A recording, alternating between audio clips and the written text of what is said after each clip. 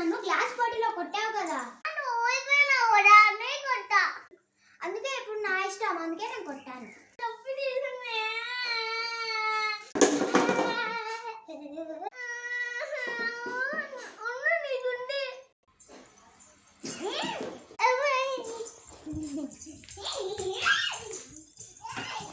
పాపం ఫ్రూటీ కుక్కని కొట్టినట్టు కొడతాదంట లాలి ఫ్రూటీని.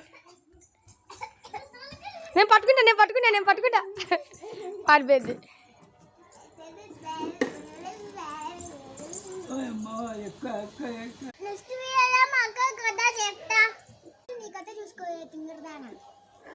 నెక్స్ట్ వీడియోలో చూసుకుందాం.